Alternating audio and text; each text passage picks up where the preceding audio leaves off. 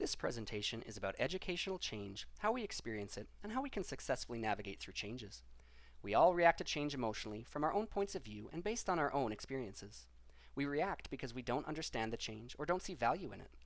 Other times the change may be poorly thought out, or even if the changes have their benefits, we just like the way things were. As examples, when television came along, some people missed huddling around the radio as a family. Others loved their new TV. There are still people who enjoy the personal touch of sitting down to write a good friend a letter or make a personal phone call, yet many people prefer a quick email or text message. Everyone reacts to these changes in their own way for their own reasons. Changes are sure to happen, so let's examine a few aspects of change that can help us better understand and adjust to it. We must understand how change begins so we can plan it. We need to consider how and why people react to it differently so that we can allow them to have a voice, participate in, and accept change. We also must explore what leaders can do to encourage their people to participate in and accept change, and how to ensure change is meaningful and lasting, not just a short-term phenomenon. Change and emotion are inseparable and both involve movement. Change is defined as movement from one state to another, while emotion comes from a Latin word meaning to arouse or stir up. There's no human change without emotion, and vice versa. Teachers often express emotional responses to reform change. Responses to change are relative to teachers' sense of purpose, passions, and classroom judgment. An unclear understanding of the need for change can lead to a sense that changes are being arbitrarily imposed upon the teacher, and resistance due to the possibility of unnecessary work can arise. The personality of the individual teacher will have a great effect upon their response to change, as will the morale in the school itself. When inadequately supported, teachers may turn frustration inward or worry that there will be a black mark next to their name if they fail. Disappointment, frustration, and resentment may accompany this. Often talented teachers move on to other opportunities, and some are leaving the system for early retirement.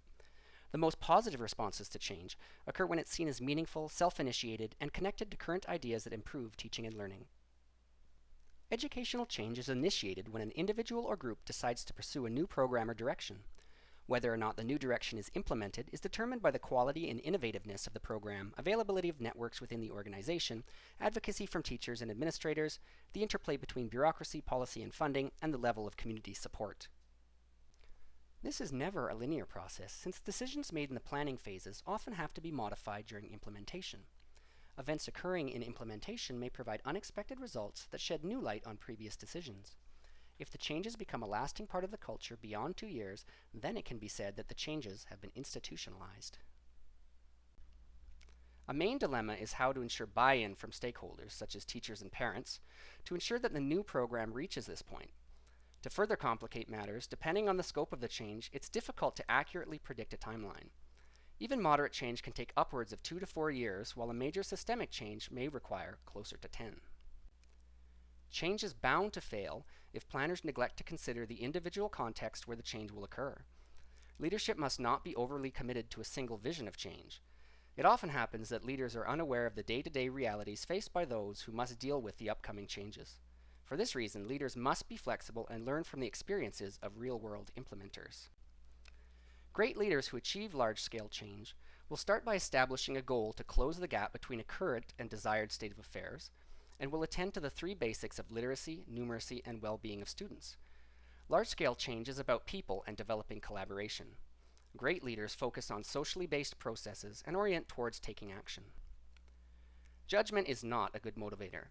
Great leaders always assume that one reason the situation isn't working is that people do not know how to improve it, or they don't believe it can be improved.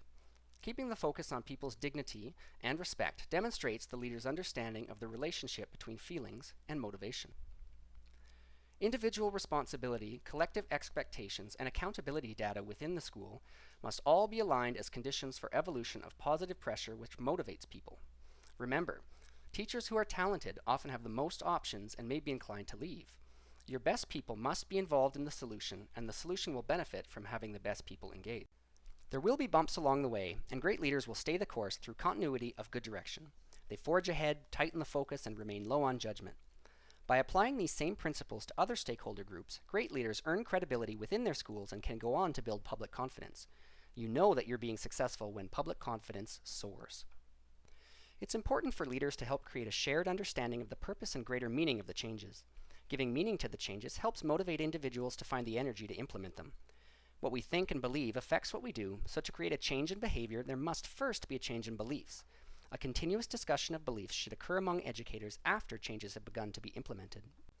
This is because each individual will experience the changes in their own subjective reality within their workplace. Teachers are more receptive to change when they feel that they've had some say in it, and it's aligned with their sense of good judgment. Creating a staff-wide consensus about the meaning of changes further aids in the implementation of the changes because it leads to a moral commitment to growth, empathy, and a shared responsibility between teachers. For change to be successful, all parties must think of the needs of their counterparts. Teachers considering other teachers, principals considering other principals, school boards considering other school boards, and so on. These connections help broaden the scope of change and are easily facilitated on a larger scale outside of individual schools thanks to the many organizations, websites, discussion boards, and other networking opportunities that exist. The Canadian School Board Association, the Canadian Association of Principals, and groups such as Edutopia are all examples of these points of collaboration, all of which are focused on bringing boards, principals, and teachers together to discuss common issues and to identify and implement solutions. Understanding and considering the broader group and system helps to ensure that large-scale change can be achieved. The next time you engage in change-related dialogue, open with a question. What gaps do you see in your classroom? How can we work together to overcome this challenge? As you can see, if we consider the emotional aspects to change, we can determine how and why people are reacting the way they are. If leaders pause to consider the changes from the points of view of those who have to live through it, there will be a greater buy-in. Lastly, if connections are made to develop shared understanding of the meaning of the changes, teachers can support each other and everyone can implement changes successfully and reach their end goals.